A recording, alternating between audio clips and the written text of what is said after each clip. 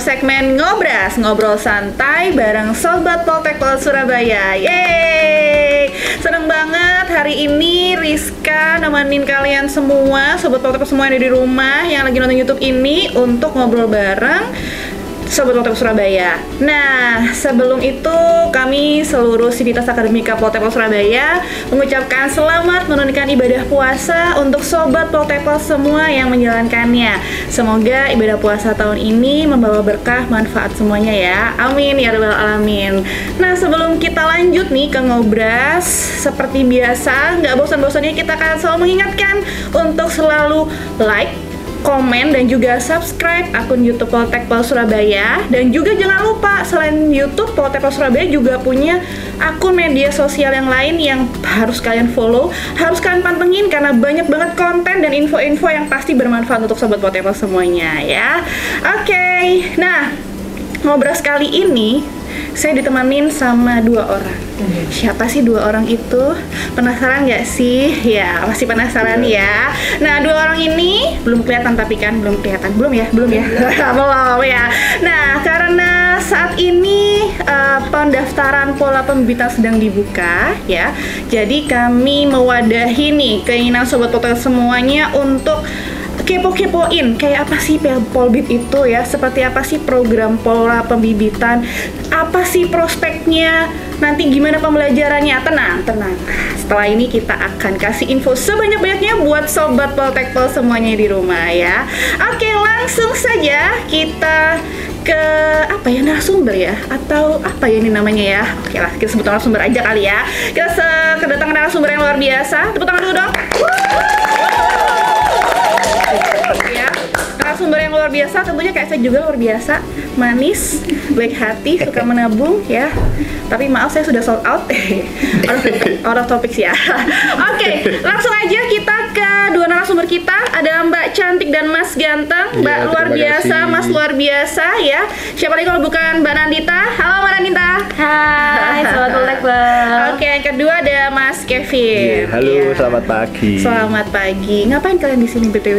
Nah, ya itu. Main. Oh, main ya. Oke, senang banget kita kedatangan bintang tamu yang luar biasa ya hari ini ya. Oke, jadi Mbak Nandita dan Mas Kevin ini dulunya adalah taruna-taruni Politeknik Pelayaran Surabaya ya.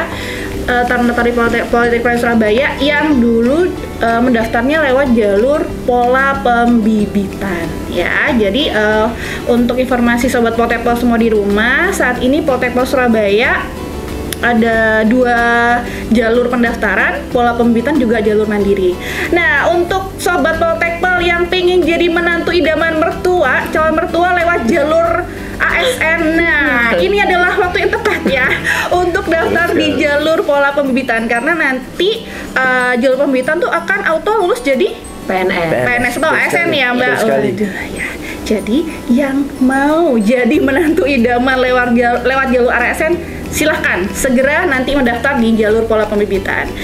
Oke, nah dulunya nih ya Mbak Nandita sama Mas Kevin. Mas. Mohon maaf. Enggak apa-apa, ya. sudah sering terjadi. Oh, sudah terjadi ya. Oke, dulu tuh taunya Polbit itu dari mana sih awalnya? Mungkin Mbak Nandita duluan. Boleh, silakan. Oh, saya duluan ya. Jangan romantis gitu dong, jangan rebutan. Enggak.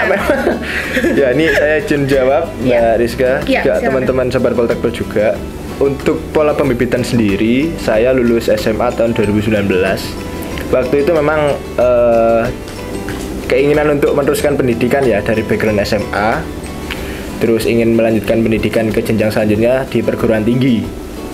Waktu lulus SMA dulu memang belum kepikiran apa itu sekdin, apa itu kedinasan. Nah, taunya cuma kuliah harus negeri. Nah, gitu aja. Seiring berjalannya waktu, kelas 12 akhir-akhir, kakak kelas saya yang khususnya juga menempuh pendidikan di Poltekpol Surabaya ini melakukan sosialisasi ke SMA asalnya, ke SMA saya. Tapi waktu itu kakak kelas saya ini nggak bilang apa sih itu Polbit, apa sih itu mandiri, itu nggak bilang. Hanya saja mereka menyampaikan akan ada dibuka pendaftaran untuk sekolah kedinasan. Nah, setelah saya searching juga ternyata Poltekpol Surabaya ini membuka jalur pola pembibitan yang mana satu pintu ya di BKN yang terintegritas dengan beberapa perguruan tinggi kedinasan lainnya seperti IPDN, STAN, STIN dan lain-lain. Nah, otomatis kalau lewat BKN nanti lulusannya akan menjadi ASN. Nah, seperti itu. Dulu juga sekedar sharing saja. Saya dulu daftar di 9 kali daftar di 7 perguruan tinggi yang berbeda. Nah, jadi 7 kali daftar di tahun yang sama ya. Saya sempat SNMPTN itu saya tidak masuk kota, SBMPTN saya nyoba, terus mungkin teman-teman juga tahu jalur SPAN PTKIN, UMPTKIN ya, jalur untuk UIN khusus. Dulu di 2019 ada juga PMDKPN, ini jalur undangan khusus Politeknik Negeri dulu. Oh gitu, ya. Dari 9 kali daftar, saya lolos di 2 perguruan tinggi. Yang pertama di Universitas Jember, waktu itu saya masih ingat lolos di S1 Perencanaan Wilayah dan Kota. Waktu itu dari jalur SBMPTN. Lalu yang kedua di Politeknik Pelayaran Surabaya. Ya, fun fact aja, jadi saya tahu pengumuman bahwa saya keterima di Politeknik Pelayaran Surabaya. Ini posisi saya di Jember waktu itu melakukan orientasi. Mungkin kalau istilahnya ospek ya, maba. Oh, sudah sempat ke sana saya. Masuk nih. Iya, memang sudah daftar ulang, ya? Sudah dapat alma mater, sudah dapat dasi, topi. Ada pengumuman di Politeknik Pelayaran Surabaya jalur pola pembibitan, otomatis saya ke sini. Karena apa ya? Yang pertama mungkin dilihat dari prospek kerja lebih pasti, juga kalau di perguruan tinggi negeri kan hanya titelnya saja yang negeri. Setelah lulus dari situ peluang kerjanya masih harus bersaing lagi dengan lulusan, apalagi lulusan dari S1 Perencanaan Wilayah dan Kota kan tidak hanya di Universitas Jember saja. Sedangkan di sini infonya langsung mendapatkan penempatan yang dimana akan diangkat menjadi aparatur sipil negara atau pegawai negeri sipil. Oke, silakan. Mantap bener. Kalau Mbak Nandita sendiri nih, tahu jalur Polbit dari mana sih dulu? Berbeda banget ya ceritanya sama Mas Kevin. Kalau saya itu awal mulai itu waktu SMA sering ditanyain, Bella mau sekolah di mana sih? Saya nggak pernah jawab tuh Kak, karena saya juga bingung jujur. Saya mau sekolah jadi apa, jurusan apa, terus ngikut teman-teman tuh. Teman-teman kalau misalnya ditanyain, kamu mau sekolah apa? Mau kedokteran. Terus gara-gara dulu juga SMA tuh lagi boomingnya drama Korea kan ya. Oh gitu. Nah, saya tuh lihat tuh ada Descendant of the Sun kalau nggak salah. Itu tuh ada yang salah satunya jadi dokter. Jadi saya akhirnya mikir, wah kayaknya keren juga nih jadi dokter nih, menantu idaman juga nih kayaknya nih, gitu kan. Oke, akhirnya saya daftar di beberapa PTN dari SNMPTN, SBMPTN dan lain-lain, dan alhamdulillah saya keterima di salah satu perguruan tinggi sebagai kedokteran gigi tuh. Tapi saya sebelumnya daftar tuh nggak pernah koordinasi sama orang tua saya Kak. Nah itu kesalahan saya ya. Terus gitu saya udah diterima, saya baru koordinasi sama orang tua saya. Gimana nih, keterima nih. Terus orang tua saya dari raut mukanya udah kelihatan lah Kak ya. Ini kayak keberatan gitu Kak, karena kan tahu sendiri kalau kedokteran kan pasti biayanya membutuhkan banyak gitu kan ya. Setelah itu akhirnya saya inisiatif lagi tuh Kak. Saya daftar lagi, saya nggak mau berhenti menjadi dokter tuh. Saya daftar lagi ada beasiswa di China kalau nggak salah. Beasiswa di China itu fully funded. Akhirnya saya daftar lewat Skype juga, udah Skype dan alhamdulillah keterima. Cuman bayar biaya visa dan lain-lain perjalanan. Terus saya baru koordinasi lagi dengan orang tua saya setelah keterima. Saya tuh inget banget Kak, orang tua saya tuh menentang sampai saya tuh nangis tuh gulung-gulung Kak. Cuman karena saya bener-bener pengen banget jadi dokter. Terus saya juga pikir-pikir tuh Kak, karena orang tua saya juga, saya kalau misalnya udah saya pengen sesuatu, I want it, I got it Kak. Saya nggak bisa dibelok-beloknya, nggak bisa, saya harus dapat banget gitu Kak. Nah terus orang tua saya juga ngasih pemikiran yang rasional, karena kalau misalnya di China itu juga kalau misalnya daftar harus ada kelas bahasa juga, itu sekitar 1,5 tahun atau 3 bulanan saya lupa. Nah itu pokoknya rentang pendidikannya itu sekitar 6 tahunan, dimana nanti kalau misalnya balik ke Indonesia juga harus ada penyetaraan kalau nggak salah, itu penyetaraan ijazah, dan baru itu belum dapat kerja tuh Kak. Terus saya mikir, kalau saya sampai kuliah di Cina tuh kira-kira jodoh saya gimana? Saya nggak nikah gitu kan, apalagi kan kalau cewek kan keterbatasan ini kan ya, susah kan. Terus akhirnya itu saya nyoba nurut nih, dengerin orang tua saya ngomong. Orang tua saya dari awal tuh emang sudah nge-push sih sebenarnya kayak buat masuk sekolah-sekolah kedinasan atau jadi polwan lah gitu. Cuman saya kurang serak aja kalau misalnya jadi ikut yang bagian kepolisian kayak gitu saya kurang serak Kak, jujur. Terus akhirnya saya iseng-iseng, saya buka, bapak saya yang menyarankan IPDN, sedangkan ibu saya bebas asalkan kedinasan. Saya lihat, di situ saya tertarik dengan dua sekolah kedinasan yang ada di Surabaya. Nah, salah satunya Politeknik Pelayaran Surabaya tuh. Saya koordinasi juga sama mama saya, gimana nih? Saya diizinkan terbang atau berlayar gitu, saya tanya. Terus dulu Feng Shui-nya cocok di mana katanya? Feng Shui-nya? Mama saya bukan orang Cina Kak. Jawa Tulen.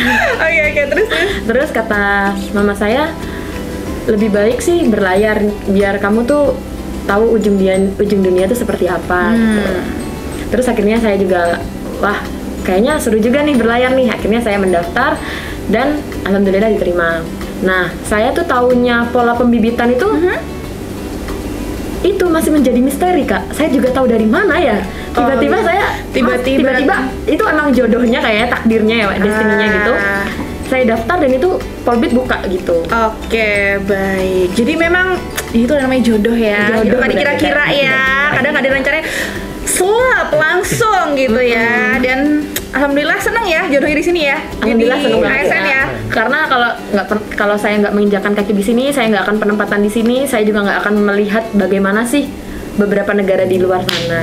Oke, mantap benar. Proses ya. Jadi kalau Mas Kevin tadi pokoknya dia searching, pokoknya karena dia pingin banget ya masa depannya cerah, ya, gitu kan ya. Kalau Mbak Anita tadi memang jodoh memang nggak terkira-kira iya gitu sih, ya.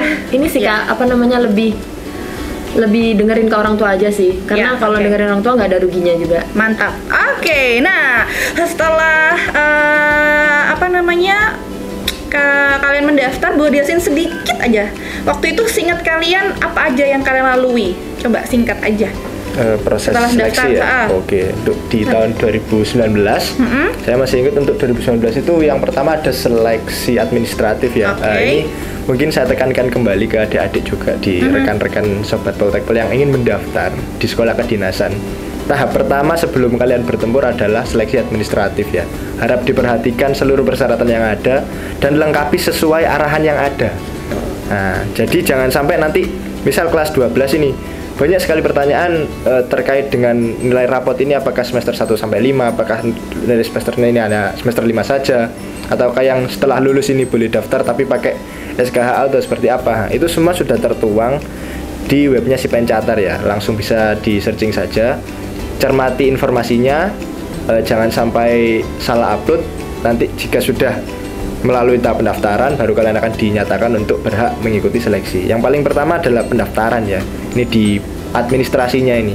Kalau kalian gugur sebelum bertempur kan sayang sekali gitu. Nah, jadi untuk administrasi ini kita cuma nyiapin aja, nanti didorong dengan kemampuan kalian ya di akademik juga kesamaptaan. Oh begitu. Setelah di pendaftaran ini administrasi lolos, kalian akan mengikuti SKD. SKD ini wajib sifatnya untuk pola pembibitan, karena ini cikal bakal kalian untuk menjadi seorang ASN ya, PNS. Kuncinya di SKD ini. Biasanya nanti dari BKN akan menetapkan passing grade untuk SKD. Nah, jika lolos dari SKD ini nanti akan dipangkas lagi. Jadi bisa dikatakan setiap tahapan tes di pola pembibitan ini sifatnya menggugurkan ya. Jadi semakin ke atas tesnya sampai ke pantukir, pesertanya juga semakin sedikit. Oke, baik. Jadi itu tadi ya Mas Kevin ya. Betul. Pokoknya pertama persiapan pendaftarannya. Dibaca pendaftarannya baik-baik supaya tidak gugur di seleksi administrasi, kemudian ada SKD dan SKD. Juga lanjutannya tadi ada setelah SKD nanti akan ada tes akademik. Nah, akademik kemudian, ini nanti setelah akademik ada psikologi, dilanjutkan wawancara, kesehatan dan kesamaptaan. Oke, baik. Itu sedikit rangkaiannya ya. Jadi persiapkan sobat Poltekpol, persiapkan diri kalian semua untuk menghadapi seleksi pola pembibitan. Waktu itu sama juga ya Mbak Nadita ya? Sama. Oke, baik. Jadi begitu ya, itu sedikit informasi untuk sobat Poltekpol semuanya. Nah, udah daftar, udah ngikuti seleksi gitu kan ya, udah keterima, alhamdulillah gitu kan ya. Syukuran nggak waktu itu? Syukuran dong. Syukuran satu desa nggak waktu itu, satu rumah? RT aja sih. Gitu, RT aja ya. Oke. RT aja ya. Oke, baik. Setelah lulus terus menjalani proses pendidikan nih di Poltekpol Surabaya. Bisa ceritain nggak sih proses pendidikannya seperti apa di Poltekpol Surabaya? Mungkin Mbak Anita dulu coba. Kalau pendidikan di Surabaya sih mungkin sobat Poltekpol penasaran juga kan apa perbedaannya pola pembibitan sama non pola pembibitan. Nah, kalau pendidikannya sih sama aja, kurikulum yang diberikan juga sama aja. Cuman perbedaannya mungkin dari segi pembiayaan dan ada beberapa materi emang yang ditambahkan untuk yang ditekankan untuk pola pembibitan tuh. Begitu. Gitu. Kayak apa tuh Mbak Nan? Kalau dulu sih di zaman saya itu kita yang pola pembibitan itu lebih diconcernkan ke Englishnya sih, gitu. Kalau di zaman saya. Kalau di Mas Kevin sama nggak kurang waktu lebih itu? sama ya. Jadi sebetulnya untuk perlakuan taruna di kampus mulai dari makan atau mengikuti KHT ya, kegiatan harian taruna itu sama. Ya. Hanya saja yang membedakan di pola pembiayaan aja, karena di pola pembibitan ini taruna-taruni hanya membayar biaya permakanan saja, sedangkan akademik dan lain-lain itu sudah ditanggung dari pusat. Seperti itu. Oke, mantap bener. Jadi cuma biaya permakanan aja ya. Oke, karena itu tadi kalian sekolah kedinasan ya, jadi bener-bener ditanggung negara Betul gitu sekali. ya. Mantap bener. Jadi rugi banget kalau misalnya kalian masuk jalur pola pembibitan, kalian sudah ibarat kata nih udah dibiayain sama negara, terus kalian tidak berprestasi itu sangat-sangat teramat rugi sekali sih. Oke, siap. Oke, terus ya karena kita nih sekolah kedinasan, tapi kan kita diploma ya gitu. Pasti waktu itu ada prakteknya juga dong. Betul. Ngerasain praktek juga nggak atau nggak Pasti. usah deh karena kalian polbit nggak usah gitu Pasti. praktek. Pakai praktek juga nggak sih waktu Pasti. itu? Oke. Pasti sih. Waktu itu prakteknya praktek gimana? Boleh ceritain nggak? Mbak Mas Nandita Kevin atau dulu. Manita dulu? Silakan. Jadi prinsip saya, karena saya dari awal mindsetnya udah saya masuknya pola pembibitan. Jadi prinsip saya mau layar satu kali yang berkesan di hidup saya. Oke. Jadi saya benar-benar saya kerahkan semua effort saya untuk ikut seleksi ke perusahaan untuk peralah saya, untuk praktek layar saya. Nah, kemarin alhamdulillah saya berkesempatan untuk layar di perusahaan asing yaitu TK. Nah, sekarang sudah rebrand menjadi CP Company. Ya. Nah, di situ saya mengikuti seleksi dan alhamdulillah saya diterima menjadi kadet Electrician Technical Officer. Dan alhamdulillah saya juga sudah layar di beberapa negara. Yang di kapal pertama saya itu di Rusia, alurnya itu Rusia, Eropa. Yang kapal kedua itu Timur Tengah, Asia gitu. Oke. Terus kalau misalnya pengalaman sih yang paling berkesan yang bisa saya implementasikan sekarang sih bagaimana cara kita ini sih bersosialisasi dengan orang lain. Oke. Of course kalau misalnya di luar negeri kan saya juga merasakan culture shock kan. Nah itu di situ tuh saya juga bisa sekarang tuh bisa mengambil kalau misalnya kita berhadapan dengan orang seperti ini kita tuh selayaknya seperti ini dengan manner seperti ini dan lebih tahu batasan-batasannya sih Kak gitu. Oke, mantap bener. Oh iya, Mbak Nandita dulu ini jurusannya waktu jadi taruna di ETO ya? Iya, Diploma 3 Elektrik. ETO itu apa sih Mbak kepanjangannya Mbak? Electrician Technical Officer. Nah, sekarang dan kebetulan banget nih Kak. Oke. Tahun ini D3 ETO tuh buka pola pembibitan. Aduh, mantap bener. Mantap bener. Pas banget nih. Pas banget ya. Ya, jadi rugi banget sih kalian kalau misalnya nggak buruan daftar. Karena prospek elektro tuh sangat bagus guys. Memang. Tidak pernah meragukan. Karena waktu angkatan saya aja nih ya, Oke. cerita nih, sedikit cerita nih. Boleh Angkatan saya tuh sebelum kita nerima ijazah Kak, itu Iya. teman saya udah di-booking Direkrut. semua. Udah direkrut. Udah direkrut semua. Lihat tuh. Jadi Gila, gitu. jadi jurusan ETO ini memang sangat-sangat dicari juga ya oleh perusahaan ya. Betul sekali. Kalau misalnya rekan-rekan atau sobat-sobat Poltekpol semua pengen itu tadi di booking duluan gitu kan ya. Belum di booking. Ya, di booking sama perusahaan untuk bekerja maksudnya Iya, sobat betul Poltekpol sekali. ya. Astagfirullahaladzim bulan puasa dilanggar negatif. Astagfirullahaladzim ya. Ya, jadi jurusan ETO ini sangat dicari oleh perusahaan pelayaran. Iya, apalagi kan nggak semua instansi pelayaran tuh membuka jurusan elektro tuh betul. Kak. Salah Oke. satunya kan Politeknik Pelayaran Cuma Surabaya. dua. Apalagi why not gitu loh. Kalau misalnya daftar di Poltekpel Surabaya. Iya. Apalagi ada pola pembibitan nih, Oke guys. ya, baik lagi untuk sobat Poltekpel yang mungkin selain Cuma dua ya? jalur jalur menantu idaman Aceh. melalui ASN, mungkin jalur menantu idaman yang lain jadi pelaut boleh banget. Nanti kita buka jalur mandiri, daftar di Eto karena Pak Eto ini kita sampai kewalahan banget perusahaan ini. Kita butuh berapa 5, kita cuma punya 4 karena apa? Masih jarang yang daftar Eto, jadi kesempatannya luar biasa sekali ya untuk apalagi yang kan- mau jadi perwira di atas kapal atau menjadi electrician, ayo segera karena ini benar-benar kita kewalahan banget untuk memenuhi kebutuhan dari perusahaan pelayaran. Jadi sebagai dulu anak Eto tidak diragukan lagi ya nih Eto ya. Iya Kak, terus juga kan kalau misalnya kita pas pendidikan itu pasti nanti dibikinin grup tuh sama kakak-kakak kelas kita. Nah itu tuh sering banget sampai sekarang nih, guys butuh Eto gaji dolar gitu.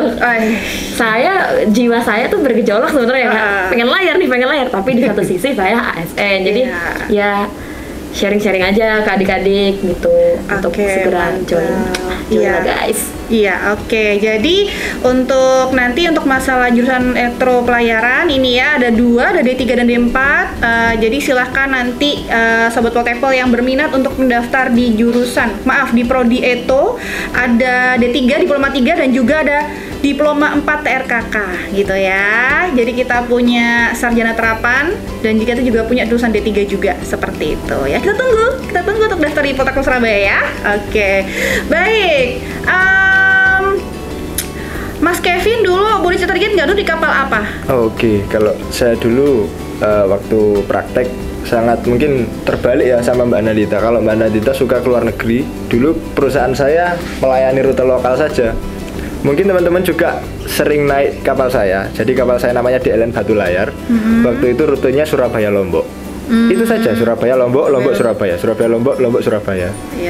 Iya seperti saja. Jadi ini juga menjadi pelajaran juga. Jadi selama praktek ini sifatnya wajib ya dia, karena di Politeknik Pelayaran ini nanti akan mendapatkan 2 ijazah, yaitu ijazah laut dan ijazah darat. Sedangkan ijazah laut ini bisa diperoleh dengan praktek laut tadi. Nah, jika sudah praktek laut dan dinyatakan memenuhi kompetensi, akan mendapatkan 2 ijazah waktu lulus. Ijazah diploma tadi bagi yang D3, juga ijazah ANT ATT atau Electro-Officer untuk ijazah lautnya. Mantap. Seperti itu. Jadi meskipun kalian di jalur Polbit tetap berkesempatan untuk melakukan praktek ya. Betul supaya sekali. bisa mengaplikasikan juga ilmu-ilmunya di yang sudah kalian dapat di kelas atau waktu sama dosen. Oke, baik. Nah, udah keterima belajar terus mempraktekkan ilmunya ketika prala ya sebutannya ya, praktek laut gitu. Kalau misalnya yang jurusan yang lain ada yang praktek darat juga, kalau sobat Poltekpel, jadi nggak hanya di laut aja, juga ada yang praktek di darat gitu ya. Nah, setelah praktek laut kemudian ngerjain KIT dan segala macam, lulus deh, alhamdulillah wisuda gitu ya. Wisuda, habis di wisuda lulus, waktu itu nunggu berapa lama sampai ketemu penempatannya atau dapat info penempatannya? Sekitar 1 bulanan sih Kak itu. Wiu, cepat juga. Cepet banget. Saya juga kaget tuh setelah wisuda di sini, udah selesai seremoni, kok tiba-tiba dipanggil kita untuk wisuda lagi di Jakarta, Wispa atau Wisata Pusat. Wisuda terapan. Wisuda terpadu. Terpadu. Wisuda terpadu ya. Jadi dua kali ya dilaksanakan wisuda ini. Terapan lah D4 ya. sorry ya teman-teman. Jadi wisuda dilaksanakan 2 kali. Yang satu adalah wisuda. Kayaknya Mas Kevin butuh kurang wisata nih ya. Nanti ajuin cuti boleh. Ya? Cuti bersama. Jadi ajukan cuti tambah. ada wisuda di kampus, ada wisuda terapan. Terpadu. Mbak Nadita aja yang ngobrol ya, jangan saya. Ayo ngobrol. Tadi sahur nggak sih Mas? Sahur kan dia? Dia lagi ada pola hidup. Mbak, aku susah ngomong aku Mbak. Waktu kita dinyatakan dari sisi akademis sudah selesai, kita akan melaksanakan 2 wisuda tuh. Yang pertama wisuda di sini, selesai kita melaksanakan wisuda terpadu atau Wispa di Jakarta. Itu sekalian penyerahan SK penempatan. Oke. Nah di situ kita udah melaksanakan wisuda. pada saat kejadian itu, kejadian dong. Pada saat itu dipisah jadi 2 tuh. Ada yang penempatan BPSDM kalau nggak salah ya. Iya, betul. Sama yang satunya DJPL. Nah, penempatan DJPL untuk yang Laut. Matra Laut. Iya, betul. Nah, kebetulan saya dan Mas Kevin ini, kakak Kevin, kita BPSDM, terus kita pergi ke hall untuk rapat dan pengumuman tuh di situ. Penempatannya di mana aja, dan alhamdulillah saya dan Mas Kevin juga dapatnya di Politeknik Pelayaran Surabaya. Mantap bener, kembali mengabdi di tempat kalian belajar dulu ya. Tapi sebenarnya kalau boleh cerita dikit ya, dulu harapannya pengennya penempatan di mana? Ya namanya impian ya, pengen ya boleh dong sharing. Aduh, ini... Kalau dulu punya pandangan di mana? Aku pengen di sini, punya nggak waktu itu? Kalau pandangan pendapatan pasti ada ya, harapan tuh pasti ada, Mbak ya. Kalau saya dulu pribadi, Mbak Nandita dan Mbak Rizka dulu malah harapan penempatannya tuh di ini daerah Tanjung Perak ya, lebih ke arah lapangan saya harapannya. Gitu kalau saya pribadi. Taunya kembali ke kampus tercinta. Mantap. Tahu kalau Mbak Nandita? Kalau Mbak Nandita sendiri? Kalau saya jujur saya tidak pernah berharap di mana saja. Saya tidak berharap karena saya takut kecewa, Kak. Oh gitu. Jadi saya lebih pasrah aja apa kata Gusti Allah ini. Saya cuma berdoa yang terbaik di mana. Dan saya cuma minta doanya orang tua saya. Dan kebetulan orang tua saya langsung menyebutkan nama doanya, Kak. Emang beliau maunya saya penempatannya di sini di Politeknik Surabaya. Iya, karena memang ketika kita memilih jalur pola pembibitan dan nanti sudah lulus dan auto jadi ASN, memang kita harus siap dan mau ditempatkan di mana saja. Dan alhamdulillah kalian dipercaya ya oleh Kementerian Perhubungan untuk kembali lagi ke Poltekpol untuk memotivasi ya kan ya, untuk didik adik-adiknya juga gitu kan ya, untuk bisa jadi kalian gitu kan ya. Betul jadi sekali. ASN, jadi abdi negara yang mengabdi kepada negara untuk mengembangkan Kementerian Perhubungan khususnya di bidang di Poltekpol Surabaya. Betul sekali. Semangat Kevin ya. Semangat ya. Oke, mantap. Ya, kemudian udah tahu, di Poltekpol Surabaya balik lagi nih ke tempat aku. Kesannya gimana? Kesan Mbak Nandita dulu, silakan. Ladies first aja, enggak apa-apa. Kesannya seneng banget sih Kak, pasti Kak. Terus juga emang ada beberapa catatan yang pada saat saya taruni, saya sudah bikin catatan itu apa yang jika saya menjadi pegawai di Poltekpol Surabaya sudah menjadi catatan apa aja sih yang pengen saya lakuin gitu. Sudah menjadi, dan slowly but surely saya lakuin sih Kak. Dimulai dari diri saya sendiri dulu, saya memberikan contoh, baru nanti akan berimbas kepada lingkungan saya. Mantap. Kalau Mas Kevin nih, gimana kesannya setelah ditempatkan di Poltekpol Surabaya? Yang pertama kaget ya, jujur kaget, betul sekali, karena memang betul sebelumnya nggak ada harapan untuk penempatan di kampus sendiri, tapi ya dengan adanya amanat yang diberikan dari kementerian juga, ya tentunya kita siap melaksanakan tugas. Tentunya yang CPNS ini yang ditempatkan di kampus, harapannya juga menjadi contoh buat adik-adik yang sedang menempuh pendidikan di sini, seperti itu. Baik. Nah, ketika kalian di Poltekpol, pasti harapannya kalian pasti akan punya kontribusi nantinya di Poltekpol Surabaya ya. Nah, kalau misalnya boleh berpesan nih ya, atau ngasih pesan nih ke adik-adik taruna Poltekpol yang saat ini sedang menempuh pendidikan dan juga sobat Poltekpol Surabaya yang sedang nonton podcast ini, apa pesannya? Kalau mau ngasih pesan nih. Monggo Mas Kevin dulu. Oke, baiklah saya dulu kan. Kalau pesan untuk adik-adik yang menempuh pendidikan di Politeknik Pelayaran Surabaya, mungkin istilahnya mungkin dari saya sendiri untuk kalian, selesaikan pendidikan tepat waktu ya. Jadi kalau bisa kalian taat aturan, kalian sudah di sekolah kedinasan ya, tentunya nanti dari sini kalian yang lulus pun, misal dari jalur mandiri, kalian akan menjadi seorang officer di kapal. Jadi nanti kalian akan menjadi panutan ya, kalian juga nanti memiliki kru di kapal. Begitupun juga yang pola pembibitan. Nah, kalian akan ditempatkan bergaul dengan orang-orang baru, bergaul dengan suasana baru, adaptasi dengan diri kalian ya. Untuk sobat-sobat Poltekpol Surabaya, jangan sia-siakan kesempatan untuk di pola pembibitan juga. Gimana? Kalau Pesannya kok pesannya untuk adik-adik sih jangan takut untuk bermimpi. Saya juga dulu nggak pernah bermimpi untuk menjadi ASN. Saya bermimpinya saya ingin membanggakan orang tua saya. Saya ingin melihat dunia luar. Dalam konteksnya itu saya ingin pergi ke beberapa negara dan saya tulis itu Kak di kertas Kak. Setiap pagi saya baca. Saya ingat banget itu saya tulis, saya baca. Saya pengen banggain orang tua saya yang pertama. Yang kedua saya ingin jalan-jalan di beberapa negara. Yang ketiga saya pengen apa yang ketiga itu ya? Saya lupa. Saya pengen saya melihat aurora borealis. Saya tulis itu Kak. Dan alhamdulillah ketiga-tiganya ini telah tercapai. Namun kalau yang untuk membanggakan orang tua mungkin tidak berhenti sampai situ aja sih Kak. Masih jangan pernah takut bermimpi guys. Itu sih. Oke, itu pesannya tadi ya. Kalau bisa ditulis, dibaca setiap hari, disolawati, insya Allah satu-satu tercapai. Mantap. Jadi tips dari Mbak Ranita yang punya impian dan jangan takut bermimpi, ditulis, dibaca tiap hari, didoain, siapa tahu itu yang terbaik buat kalian. Mantap benar tipsnya. Oke banget ya. Oke, nah itu tadi kita udah sharing-sharing banyak sama Mbak Nandita juga dan juga Mas Kevin, dan ilmunya daging banget ya.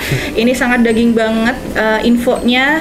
Jadi Sobat Poltekpol yang mau daftar di Poltekpol Surabaya lewat jalur pola pembibitan udah nggak usah ragu lagi ya. Untuk tahun ini kita membuka di jurusan prodi D3 Eto.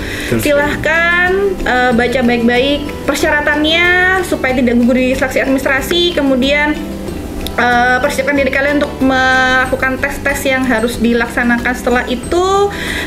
Semoga kalian semua yang daftar di Poltekpol Surabaya diberikan hasil yang terbaik ya. Tetap semangat pokoknya. Tepuk tangan sampean. Tetap semangat semuanya gitu kan ya. Sampai berjumpa di Poltekpol Surabaya kalau kalian keterima di Poltekpol Surabaya. Tepuk tangan dulu dong.